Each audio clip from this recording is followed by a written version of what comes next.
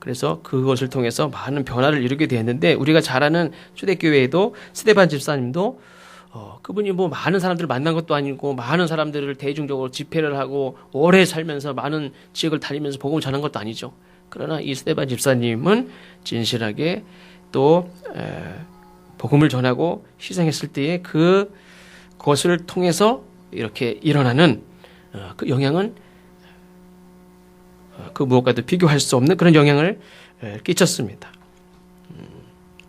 오늘 본문의 말씀을 보면 이 믿음은 들음에서 난다고 한 것과 같이 사도 바울이 복음을 증거했을 때에 경건한 헬라인들과 적지 않은 수의 귀부인들이 복음을 받아들였다는 말씀을 하고 있습니다. 유대인들이 분명히 여기 전한 곳은 유대인의 회당입니다. 유대인의 회당인데 유대인들은 여기 언급되어 있지 않죠. 물론 유대인들이 없진 않겠지만 여기서 언급한 것은 경건한 헬라인들 또 적지 않은 수의 귀부인들 다 헬라인들을 얘기하는 겁니다. 유대인들이 아닌 헬라인들. 유대인들은 어떠느냐? 어떻게 보면 오히려 시기합니다. 시기하는 존재가 유대인들이고 복음을 받아들이지 않고 시기하는 건 유대인들. 유대인의 회당임에도 불구하고 복음을 받아들이는 건 경건한 헬라인들과 적지 않은 귀부인들이 복음을 받아들이고 예수님을 영접합니다. 그러면서 적대자들도 생겨납니다. 핍박자들이 생겨납니다. 복음이 전파되니까 싫어하는 사람들이 그 모습을 드러냅니다. 이렇게 숨기고 있는 게 아니라 드러나죠. 복음을 이렇게 받았을 때에 죄가 드러나고 그랬을 때에 엎드리고 회개하는 자가 있는가 하면 적대자가 되어서 드러나기도 하죠. 죄를 지었을 때 예를 들면 아담이 죄를 지었을 때에 숨었습니다. 하나님이 아담아 아담아 내가 어디 있느냐 부르실 때에 하나님이 몰라서 묻는 건 아니죠. 자기 죄를 뉘우치고 돌이킬 기회를 주시는 거죠. 아담아 아담아 어디 있느냐 제가 저기 있습니다. 맨 처음에는 숨었을지라도 불렀을 때 쭈삣쭈삣 하더라도 나와서 죄송합니다. 죄송합니다. 잘못했습니다. 이렇게 하면 상관이 없는데 변명하고 하와를 탓하고 뱀을 탓합니다. 자기 동생을 돌로 쳐 죽인 가인. 하나님이 묻습니다. 내 아우 아벨이 어디 있느냐? 물을 때에 어디 있는 거 그거를 묻는 게 아니죠. 나 자신을 보라는 거죠. 내가 죽인 그 아우. 죽을 죄를 졌습니다. 그러면서 엎드리면 상관이 없는데 내가 내 아우 지키는 자입니까? 왜 나한테 묻습니까? 이렇게 묻는 거예요. 경고의 말씀을 듣고도 하나님이 대놓고 막 경고하십니까? 우리 같이. 앞뒤 딱 잘라고 너 죽을래? 이러지 않고 내 아우가 어디 있느냐. 얼마나 돌려서 부드럽게 좋게 말씀하십니까? 좋게 얘기할 때 좋게 대답을 하면 좋은데 좋게 내 아우가 어디 있느냐 얘기했는데 이게 성질을 더 돋구는 거예요. 내가 내 아우 지키는 자입니까? 그러니까 내 죄를 이렇게 부드럽게 물으시는데 거기에 내 죄가 드러나죠. 드러나는데 거기에서 회개의 모습이 아니라 확 더 악한 하나님 앞에 더 대드는 모습이 드러나요. 마음에 독을 품고 원한을 품은 자, 삐딱한 자, 이미 내 제사는 받지 않고 동생의 제사를 받은 것 그 자체가 벌써 하나님에게 원망을, 하나님이 미워요. 하나님이 어떤 말을 해도 이미 그냥 확 들이받을 마음이 충만한 사람이. 하나님이 어떤 말을 부드럽게 얘기하셨지만 삐딱하게 나오죠. 베드로와 같이 주여 나를 떠나소서 하는 게 아니라 적대시하면서 막 달려듭니다. 하나님이 나에게 손을 내미신 거죠. 어떻게 보면 기회를 주신 거고 손을 내미신 거예요. 내 죄를 직접적으로 묻지 않고 손을 내미신 거예요. 하나님 잘못했습니다. 그러면 얼마든지 손을 잡았으면 참 얼마나 다행입니까? 근데 나는 그거를 손을 잡는 게 아니라 뿌리치죠. 독한 눈을 하고 하나님을 원망하고 대듭니다. 사도 바울이 성경을 풀어서 강론합니다. 지난주에 말씀을 보면 3주 3번 안식일, 그 다음 안식일, 그 다음 안식일 이제 3번을 가서 강론을 했을 뿐인데 많은 귀부인들이 많은 경건한 헬라인들이 복음을 영접하고 적지 않은 수의 귀부인들이 로마의 관리들이나 이런 나중에 보면 이 로마의 그 귀족들이나 황족들까지도 예수 믿는 사람들이 많이 생겼죠. 많은 사람들이 생겼음에도 불구하고 적대자들이 생겼습니다. 왜 적대자들이 생겼느냐? 적대자들의 그 마음에는 뭐가 있습니까? 시기심이 있죠. 5절에다 보면 그러나 유대인들은 많은 경건한 헬라인들 또 적지 않은 귀부인들이 복음을 받아들이는데 유대인들은 시기심이 가득해 있습니다. 그래서 적대합니다. 그래서 유대인들이 이 시기하는 마음으로 불량배들을 다 모아가지고 야손이라는 사람의 집에 막 들이닥칩니다. 근데 다행히 바울과 실라가 없었던 것 같습니다. 이 불량배들이 야손과 그 집안 사람들을 다 붙잡아가지고 관가로 끌고 갑니다. 그러면서 하는 말이 바울과 실라의 일행들을 일컬어서 뭐라고 하냐면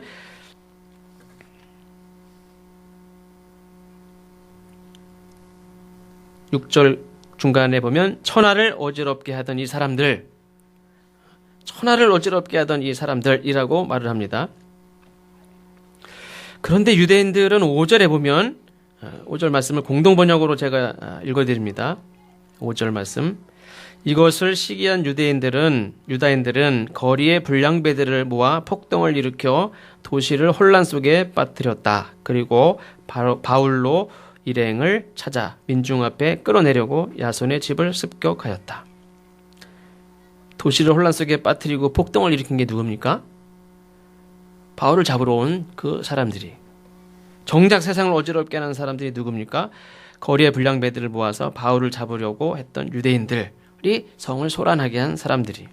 그러니까 사도 바울이 세상의 문제인 것처럼 말하지만 진짜 세상의 문제고 예수님을 핍박하는 사람들이 바로 유대인들이었다는 거죠. 예전에 예수님을 핍박했던 그 사도 바울과 같은 사람들입니다.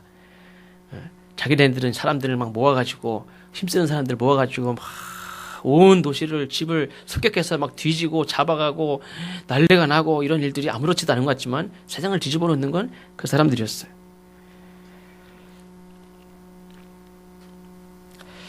이 거리의 불량배들에게 잡혀온 야손 또 그 집안 사람들은 이 불량배들이나 유대인들하고 상대하지 않습니다. 그러고 어떻게 합니까? 조용히 보석금을 내고 나옵니다.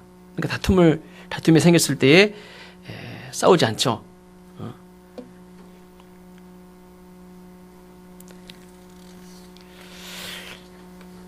그런데 이 사람들이 천하를 어지럽게 하는 사람들이다라고 그렇게 표현했던 그 말 자체를 생각해 보면 그것은 그만큼 영향력이 있었다 하는 것들을 생각해 볼 수 있습니다. 사실 바울과 실라와 함께 있던 제자들과 형제들은 사실 몇 명 되지 않습니다.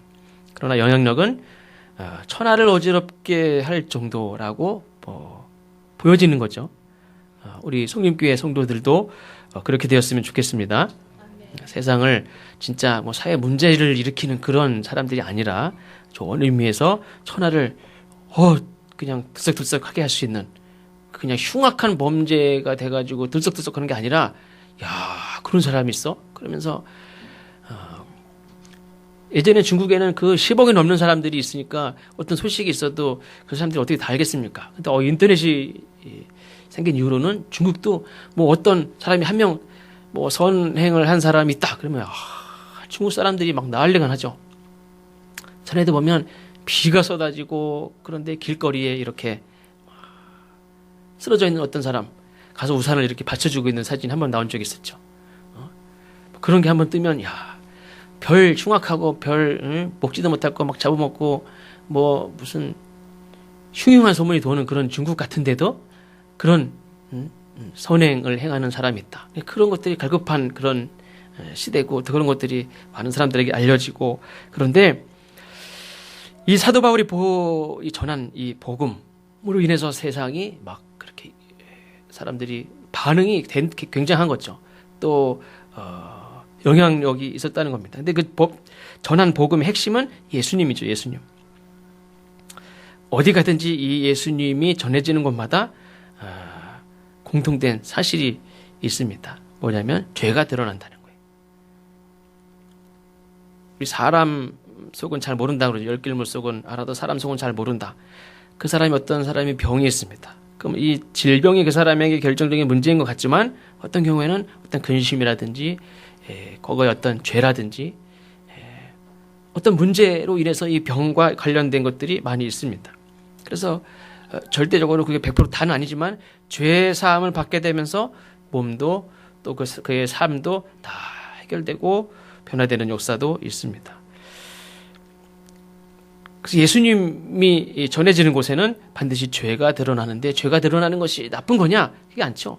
우리가 병원에 가면 아픈 곳이 찾아줘야 되고 암이 발견이 돼야 되고 그것이 해결이 하려고 비록 아프지만 그거를 드러나야 되는 거고 일단 검사를 했는데 안 나타나요. 근데 죽을 것 같아. 근데 결국 죽었어요. 근데 나중에 발견이 안 돼서 그런 거예요. 그러면 됩니까? 안 되지.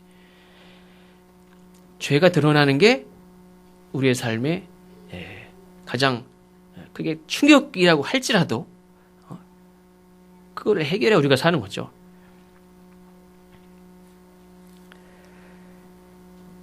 예수님을 죽이기로 작정한 사람들이 예수님을 죽였음에도 불구하고 그 이후에 예수님의 제자들 또 사도 바울을 비롯한 예수님이 그리스도다 증거하는 모든 사람들을 핍박을 했습니다. 그리고 여전히 지금도 있습니다. 왜 그러냐면 죄가 드러나는 곳에 그곳에 내가 죄인입니다. 그것을 해결하려고 하고 남을 정죄하는 게 아니라 우리가 다 한 형제이기 때문에 자매이기 때문에 서로를 돕고 죄인을 정죄하는 게 아니라 우리 모두가 한 사람 한 사람이 다 하나로 연결되어져서 주님의 몸을 이루고 교회를 이룬다고 그랬죠. 그래서 저 사람 아픈 건 상관없는 게 아니라 우리 모두가 다 같이 다 회복이 돼야 돼요.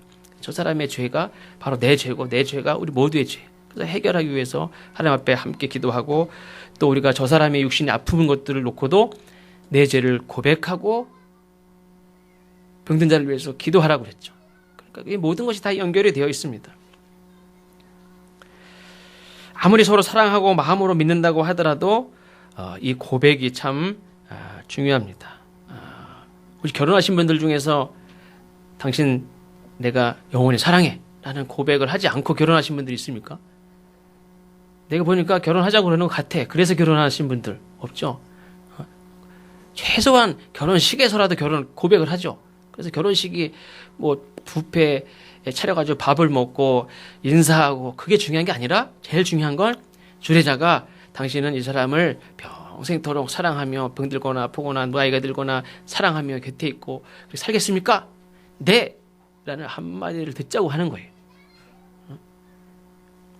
그거를 믿어주고 그것을 믿고 사는 거예요.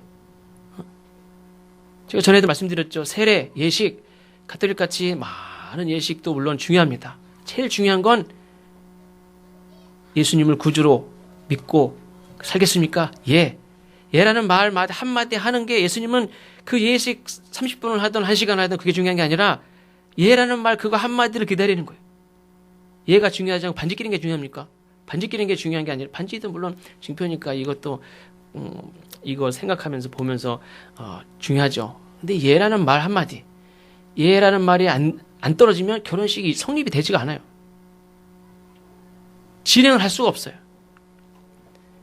나중에 내가 후회해. 당신 같은 사람 내가 그런 줄 몰랐어. 내가 진짜 헤어져. 막 이런 얘기 할지라도 그 예라는 그 말 한마디 믿고 사는 거예요. 고백이 참 중요하죠. 로마서 10장 10절에도 마음으로 믿어 의에 이르고 하나님 중심을 보시니까 아무리 겉으로 한척해도 내 마음이 하나님 앞에 드려지고 마음이 하나님이 아셔요. 입으로 시인하여 구원에 이른다 그랬어요. 내가 내 아버지도 아닌 분한테 아버지라고 할 수 있습니까? 그건 100만 원 준다고 해도 그건 가능한 게 아니에요. 내 아버지도 아는 사람도 어떻게 아버지라고 그래? 배운다고 되는 것도 아니죠.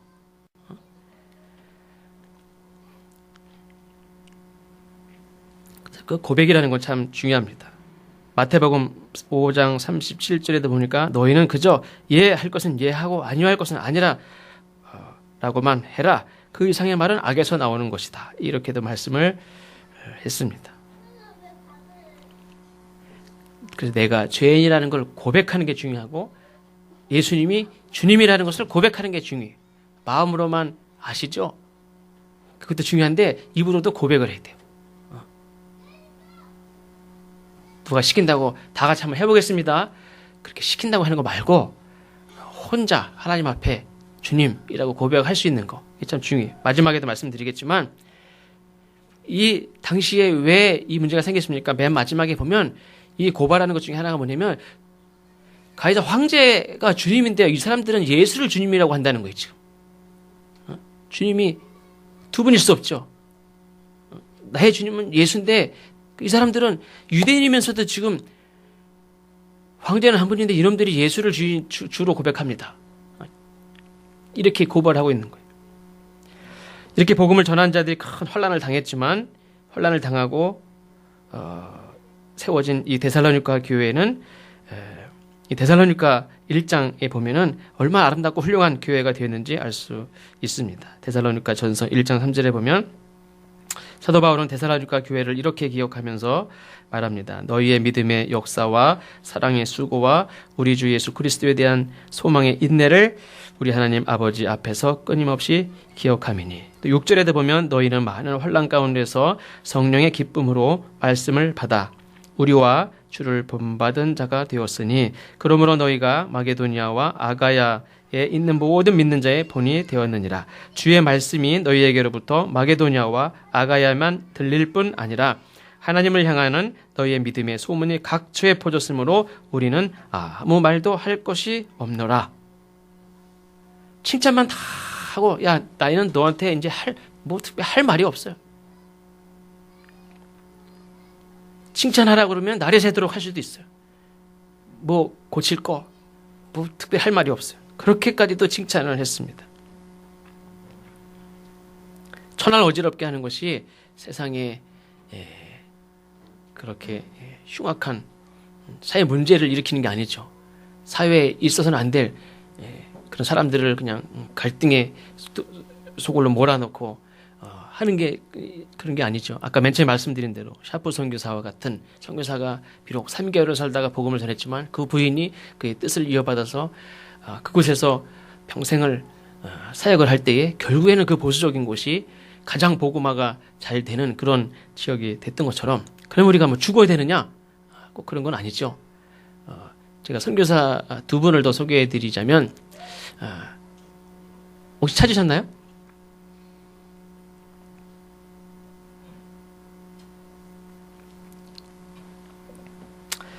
이 캐나다 장로교회에서 파송한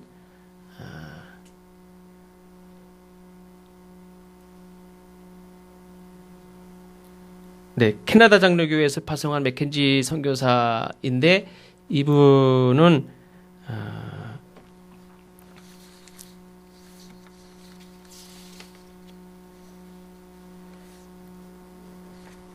소래 아시죠?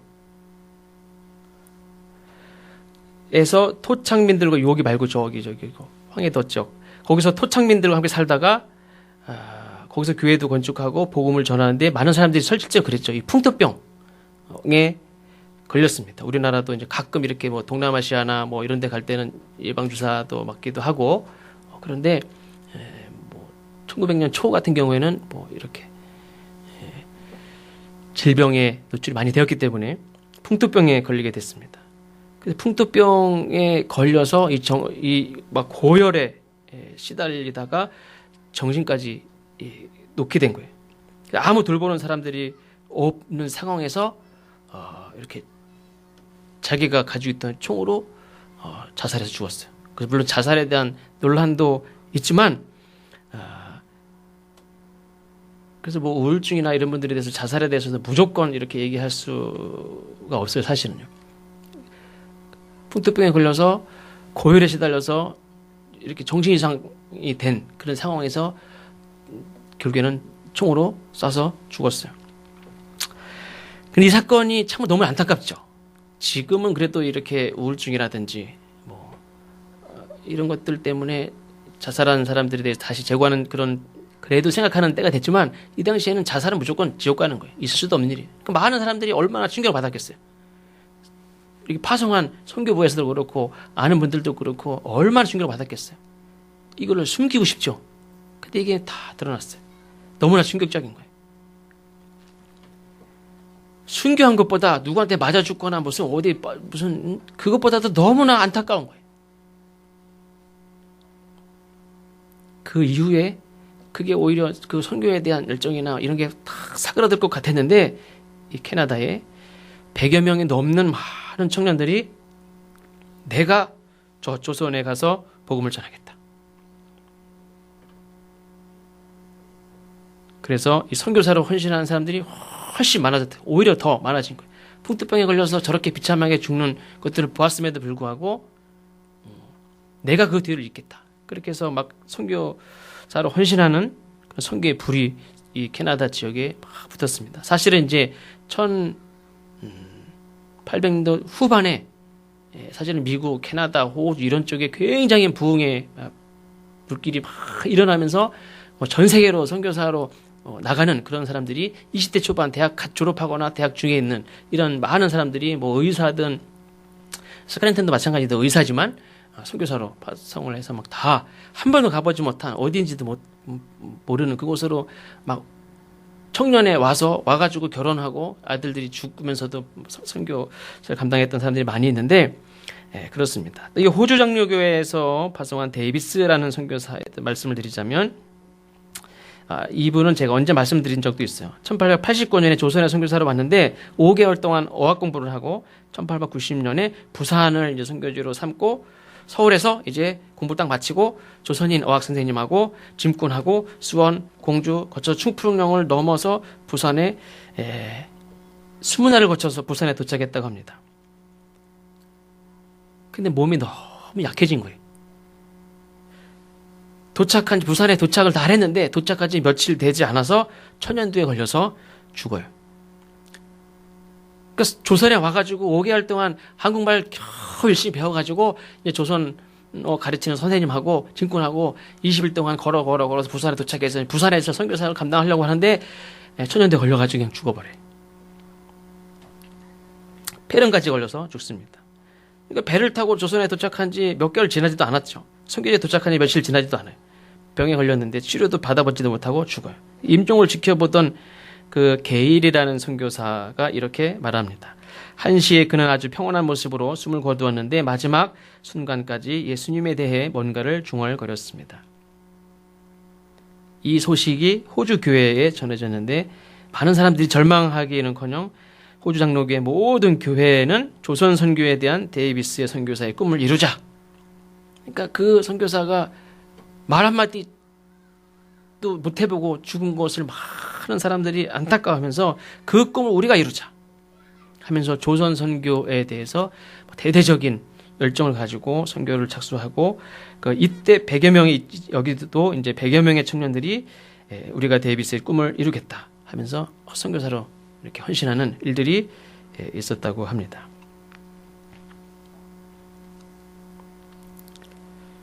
그럼 우리도 이렇게 선교사로 가서 죽어야 되느냐? 그건 아니죠. 그분들이 헌신한 거고 우리가 살아가는 삶 속에서도 우리가 작은 일이라도 주님께서 그랬죠. 어린 소자의 물 한 그릇 대접한 것이 바로 나에게 한 것이다. 내가 있는 곳에서 여러분들이 식사할 때도 상도 피고 이렇게 방석도 깔고 설거지도 하시고 또 청소도 하시고 반찬도 만들어 오시고 많은 일들을 하시는데 우리 그 작은 모든 일들이 하나님을 기쁘시게 하는 것이고 또 그런 작은 행동들이 서로에게 감동이 되는 거고 배려하고 서로 그거를 알아주고 격려해주고 축복해주고 서로를 위해서 내가 뭔가를 이렇게 땀을 흘리고 돕는 모든 것들이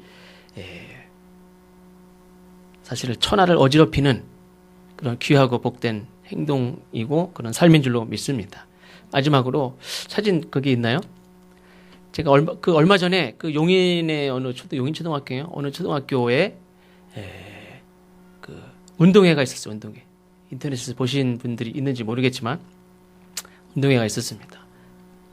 근데 그 반에 아이들이 운동회 때 이제 뭐 한 5명이든 7명이든 달리기 하는 게 있잖아요. 땅 하면은 막 달려가면 1등, 2등, 3등, 4등, 5등, 6등 꼴등이 있어요. 근데 그 조에는 이렇게 장애가 있는 아이가 있어요. 무조건 뛰면 매년 얘는 꼴찌예요.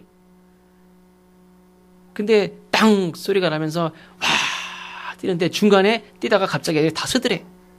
다 쓰더니 다 손을 잡더니 이 맨 마지막 꼴찌로 이렇게 뚱뚱하고 막 뛰지 못하는 아이한테 다 가더니 다 일렬로 서서 손을 잡고 같이 걸어서 다 들어왔다는 거예요.